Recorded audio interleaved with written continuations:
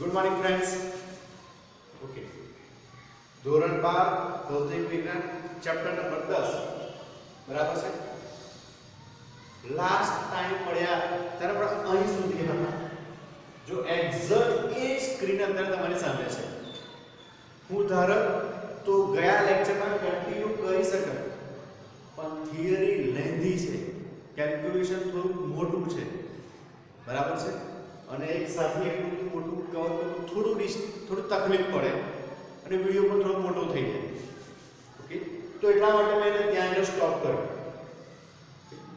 હવે અહીંથી આપણે આગળ વધવું છે બરાબર છે. ઓકે, તો આશા રાખું છું, હું એવું માની લઉં છું, હું એવું સમજી લઉં છું કે તમને અહીં સુધી ખબર પડી ગઈ હશે. આ S1P અને S2P આ બંને ડિસ્ટન્સ કેવી રીતે શોધવાના છે એ તમને ખબર પડી ગઈ હશે. અને હજુ પણ જો ન ખબર પડી હોય તો આગળનો લેક્ચર, ગઈકાલનો લેક્ચર ફરી પાછો જુઓ, રિપીટ કરો, સમજી બરાબર છે. ચાલો, તો અહીં સુધી આપણું ક્લિયર થઈ ગયું. ઓકે, ચાલો આગળ વધીએ આપણે. ઓકે ઓકે, હું જસ્ટ ફિગરને પૂછી નાખું છું, વધારે મારે કંઈ કરવું નથી. ઓકે, એ તો ફિગરને રાખું છું. ચાલો, ફિગરને પણ રાખી દઉં છું. હવે તમારે શું કરવાનું છે તે આ ડિસ્ટન્સ પર નજીક લખી નાખું છું, અહીં બાજુમાં અહીંયા ડિસ્ટન્સ થયું S2P whole square is equal to d square plus x plus d/2 નો સ્ક્વેર. ઓકે, ચલો આ બે ઇક્વેશન આપણી પાસે થઈ ગયા. ઓકે, હવે શું કરીએ આપણે? ઓકે, હવે આપણે પ્રકાશિત વિભાગ જોઈએ છે કે અપ્રકાશિત વિભાગ જોઈએ છે એ પહેલા નક્કી કરવું પડશે. P બિંદુ પાસે મને જે સલાકા જોઈએ છે બરાબર છે, કે પ્રકાશિત જોઈએ છે કે અપ્રકાશિત જોઈએ છે એ પહેલા નક્કી કરવું પડે. ચલો એને પણ સાઈડ પર મૂકો અત્યારે બરાબર છે. હવે પેલી થિયરી યાદ કરો, સહાયક વ્યતિકરણ અને વિનાશક વ્યતિકરણ. આ થિયરીને યાદ કરો તમે. આ બંને થિયરીની મેઇન કન્ડિશન, મેઇન શરત શું હતી? શરત કેવી હતી કે ભાઈ S2P S1P ક્યાં તો તમે લાવતા હતા n લેમ્બડા અથવા તમે લાવતા હતા n+1/2 લેમ્બડા. આ સહાયક વ્યતિકરણ, આ વિનાશક વ્યતિકરણ બરાબર છે. આવું તમે સાબિત કરી શકો. ધેટ મીન્સ આપણને જોઈએ છે S2P S1P. પછી જો આપણને જોઈતું હોય કે પ્રકાશિત વિભાગ જોઈએ છે તો આ થઈ જશે આપણો પ્રકાશિત વિભાગ. અપ્રકાશિત વિભાગ જોઈએ છે તો આ થઈ જશે આપણો અપ્રકાશિત વિભાગ બરાબર છે. તો આની કન્ડિશનો મૂકશું અને આપણે તો શું શોધવાનું છે? યાદ છે ને શું શોધવાનું છે? કેટલા અંતરે આપણને આ વિભાગ જોવા મળે છે તે. ધેટ મીન્સ આપણે આ x શોધવાનું છે. ધ્યાનમાં રહે બધાના ધ્યાનમાં. મેં પહેલા લેક્ચરમાં પણ કહ્યું હતું કે કેન્દ્રથી કેટલા અંતરે આપણને પ્રકાશિત વિભાગ મળે છે, કેટલા અંતરે અપ્રકાશિત વિભાગ મળે છે. ધેટ મીન્સ કે ડિસ્ટન્સ x ફાઇન્ડ કરવાનું છે. તો જ્યારે પ્રકાશિત વિભાગ જોઈતો હશે તો એની આ કન્ડિશન લખશું, એના ઉપરથી આપણે x શોધવાના છે. અપ્રકાશિત વિભાગ હશે તો એની આ કન્ડિશન મૂકશું, એની માટે x ફાઇન્ડ કરશું આપણે. ઓકે, પણ બંને કરતા પહેલા આપણે S2P S1P આ તો શોધવું જ પડશે બરાબર છે. તો પહેલા આપણે એને શોધીએ, પછી કન્ડિશન પર જઈએ. ચાલો ઓકે, ચલો અહીંયા મારી પાસે છે S2P S1P. આનો હું લેતો સમીકરણ નંબર 1, સમીકરણ નંબર 2. હવે શું કરીએ કે સમીકરણ 2 ઓછા 1, સમીકરણ 2 માંથી 1 બાદ કરીએ તો સમીકરણ કેવું થશે? તો કે S2P હોલ સ્ક્વેર S1P નો square is equal to d square plus x plus b/2 square minus s1p નો છે ને એટલે લખી દો d square plus x minus dy નો સ્ક્વેર થઈ ગયું આ રીતે સમીકરણ 2 ઓછા 1 બે માંથી એક બાદ કર્યું એટલે s2p s1p આ માઈનસ આ અત્યારે મેં કોઈ પણ જગ્યાએ નિશાની બદલી નથી કોઈ પણ જગ્યાએ સાઇન ચેન્જ નથી કરી હવે કરીએ ચાલો ઓકે આ હવે અહીંયા જો ઇક્વેશન કેવું થશે તે જો સમજ્યા આપણે એ તો આગળ સમજતા પહેલા આપણે આનું સાદુરૂપ આપી દઈએ પછી આનું આપીએ ચાલો પહેલા આનું આપી દઈએ ઇઝ ઇક્વલ ટુ આ થશે d સ્ક્વેર પ્લસ આનું સાદુરૂપ આપું x પ્લસ y નો સ્ક્વેર 9 10 11 ત્રણ ધોરણમાં શીખેલા છે x પ્લસ y સ્ક્વેર શું ઇક્વેશન થાય x square plus 2xy plus y square okay તો અહીંયા થશે x square plus 2x d/2 plus d square by 4 અને વર્ગ કરશો y નો d સ્ક્વેર બાય 2 નો વર્ગ 4 ખબર પડી તમને ઓકે આને જો બ્રેકેટમાં રાખો અને બ્રેકેટમાં રાખો પછી સાઈન ચેન્જ કરીએ ઓકે તો ફરી પાછું આનું પાછું થશે આ તો d સ્ક્વેર તો છે જ plus x square minus 2x d/2 plus d square by 4 થઈ ગયું આ ઇક્વેશન ઓકે બોર્ડમાં કમ્પ્લીટ આવી જાય છે ઓકે રાઈટ ચલો આવી જાય છે થઈ ગયું આ રીતે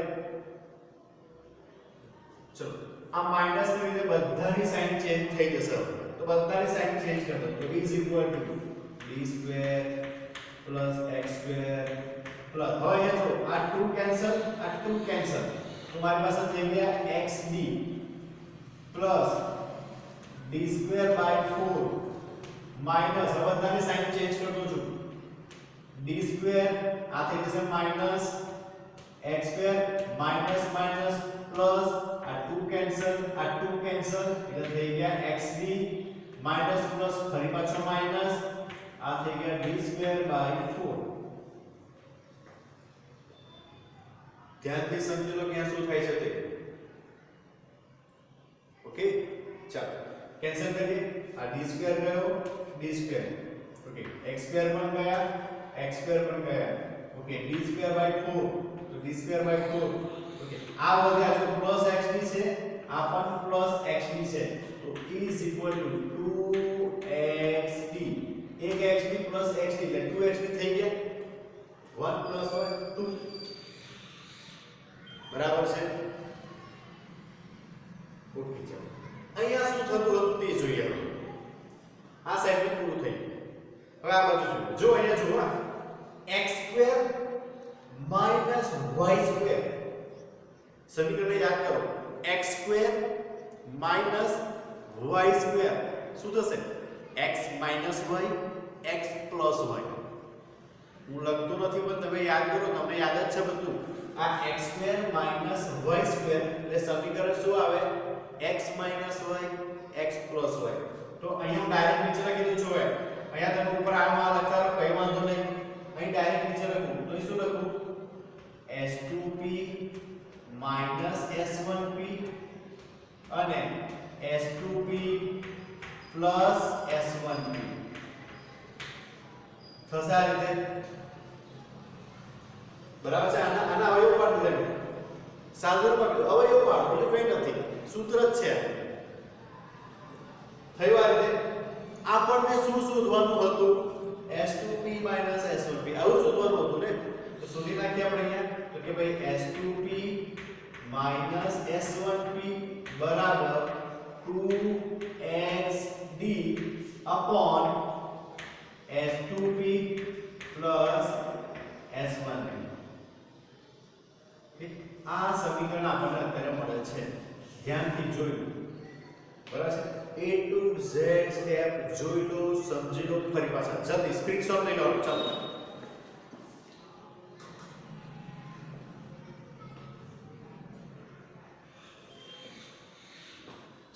જોઈ લીધું, સ્ક્રીનશોટ લઈ લીધો. ઓકે, આગળ વધીએ આપણે.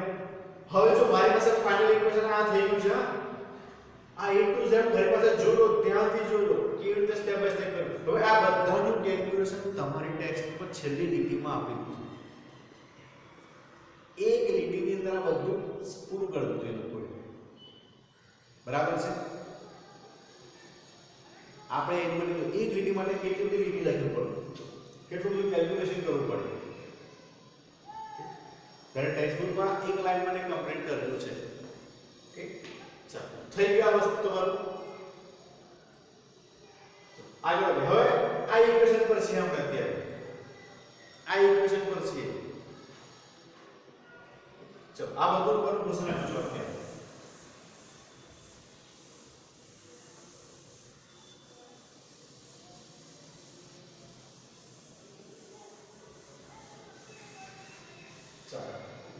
અહીં સુધી છે આપણે. આ ઇક્વેશન આપણે રાખી મૂક્યું છે કારણ કે આની જરૂર પડવાની છે આપણને. હવે જો થોડું કંઈક ચેન્જ કરીએ આપણે. શું ચેન્જ કરીએ? કંઈક ધારણાઓ કરવાની છે. કઈ ધારણા કરીએ કે એવું ધારી લો કે આ બે જે છિદ્રો વચ્ચેનું અંતર છે સ્મોલ ડી, બરાબર છે? આ બે છિદ્રો વચ્ચેનું અંતર એટલે કે આ સ્મોલ ડી, એ અંતર આ છિદ્રો અને પડદા વચ્ચેના અંતર કરતાં બહુ ઓછું છે. બરાબર છે? કેપિટલ ડી નું અંતર વધારે છે, સ્મોલ ડી નું અંતર ઓછું છે. આ બે છિદ્રો વચ્ચેના અંતર કરતાં છિદ્રો અને પડદા વચ્ચેનું અંતર મોટું છે. એટલે સ્મોલ ડી નાનો છે, કેપિટલ ડી મોટો છે. તો કન્ડિશન શું લખી શકીએ? અહીં આ રીતે પણ લખી શકીએ કે D is greater than D. થઈ પહેલી કન્ડિશન આપણી. આ જે D છે એ આના કરતાં ખૂબ મોટો છે. તો D is greater than D. તો બીજું, આ જે x અંતર છે, કેન્દ્રથી x જેટલા અંતરે P બિંદુ પાસે આપણે તીવ્રતા શોધવી છે. તો એ જે P બિંદુ સુધીનું જે x અંતર છે, બરાબર છે, એ x અંતર પણ d કરતા નાનું છે. સમજો ધ્યાનથી, આ x અંતર પણ d કરતા નાનું છે. એટલે સમજો કે તમે ઉઠવું હોય છે, પડદો ત્યાં છે, એટલે પડદાથી આ જે કેન્દ્ર ખરું ને, આ જે કેન્દ્ર અહીંયા એનાથી બહુ નજીકના અંતરે આપણને તીવ્રતા મળે છે. બહુ નજીકના અંતરે, જેને ઇગ્નોર કરી શકીએ છીએ આપણે. તો ફરી પાછી કન્ડિશન શું લખી શકીએ કે ભાઈ x is greater than x. બરાબર છે? ધેટ મીન્સ કે તમારા બે છિદ્રો વચ્ચેનું અંતર, કેન્દ્રથી તીવ્રતા સુધીનું અંતર, આ બંને અંતર કરતાં તમારું છિદ્રો અને પડદા વચ્ચેનું અંતર મોટું છે.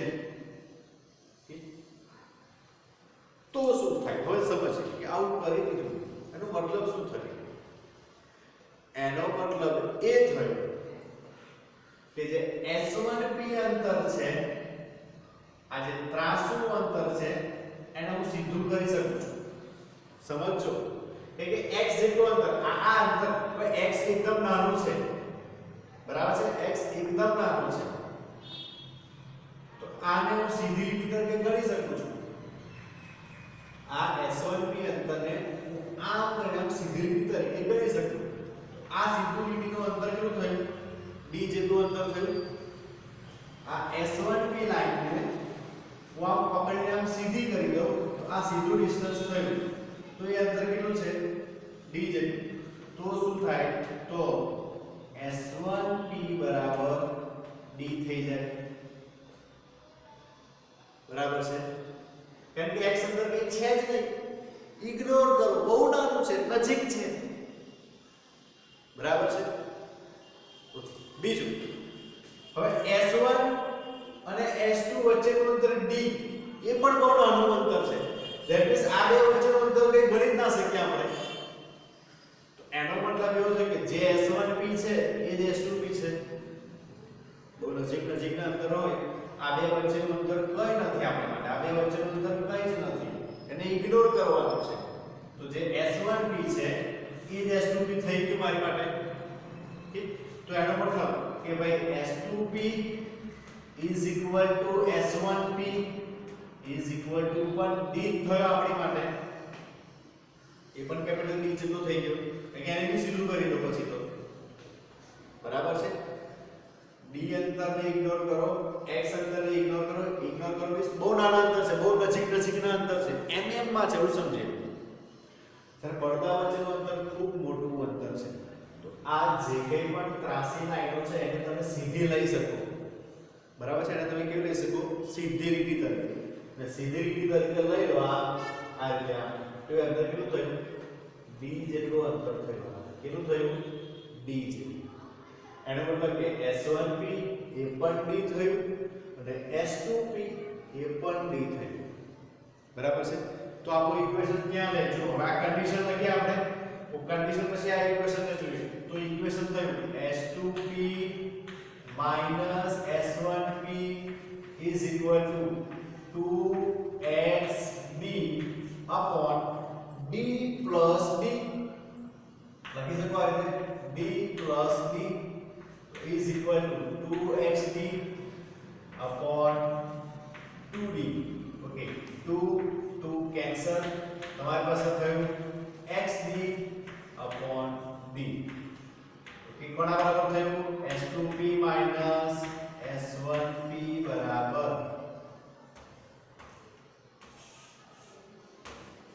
નવું ઇક્વેશન મળ્યું આપણને. જોયું, આ કન્ડિશન પ્રમાણે આગળ વધીએ છીએ આપણે. આ ઇક્વેશન પછી કન્ડિશન, આ કન્ડિશન લીધી, તો આ કન્ડિશન પરથી આ ઇક્વેશન થઈ ગયું, એના પરથી આપણને આ ઇક્વેશન મળ્યું. હવે તમારું ઇમ્પોર્ટન્ટ ઇક્વેશન થઈ ગયું. બરાબર છે. ચલો જોડો ફટાફટ, જલ્દી, ફાસ્ટ.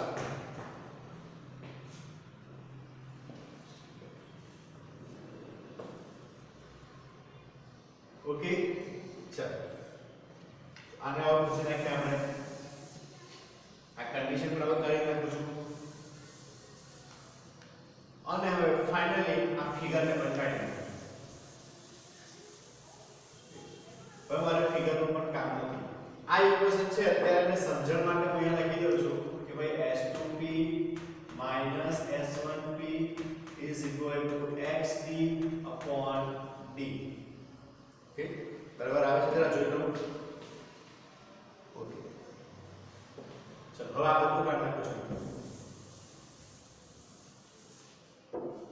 ઓકે, ચલો આપણે તો શોધવાનું હતું x અંતર. તો આના પરથી x નું ઇક્વેશન શું થાય? કે x બરાબર S2P S1P into d upon d. આ x નું ઇક્વેશન આપણને મળ્યું અત્યારે. ફાઇનલ ઇક્વેશન આપણને અત્યારે આપેલ છે. તો કેન્દ્રથી x જેટલા અંતરે, એટલે x અંતરનું ઇક્વેશન મળ્યું. પણ હવે એ ચેક કરવાનું છે કે એ પ્રકાશિત વિભાગ હોય, ધેટ મીન્સ કે પ્રકાશિત શલાકા હોય તો x બરાબર કેટલા, અને અપ્રકાશિત શલાકા હોય તો x બરાબર કેટલા. ચલો ફર્સ્ટ કન્ડિશન લઈએ આપણે. પહેલી કન્ડિશન કઈ છે? પ્રકાશિત વિભાગ માટે. પ્રકાશિત વિભાગ માટે કઈ કન્ડિશન છે?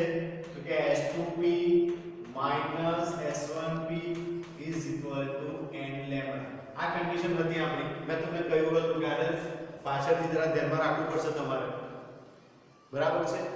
તો આ કન્ડિશન છે. હવે આ કન્ડિશન આ ઇક્વેશનમાં મૂકી દઈએ તો શું થશે? તો x બરાબર S2P S1P શું છે?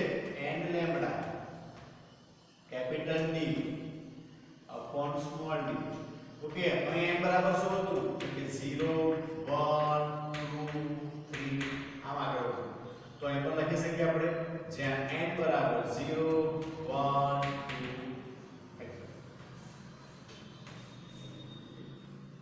જો x બરાબર તમને આટલું અંતર મળે તો ત્યાં તમને પ્રકાશિત વિભાગ જોવા મળે. અથવા પ્રકાશિત વિભાગ માટે તમારે આટલું અંતર હોવું જોઈએ. ઓકે, તો ફર્સ્ટ કન્ડિશન તમારી થઈ ગઈ. પ્રકાશિત વિભાગ માટે અંતર આટલું છે. સેકન્ડ બરાબર છે. અપ્રકાશિત વિભાગ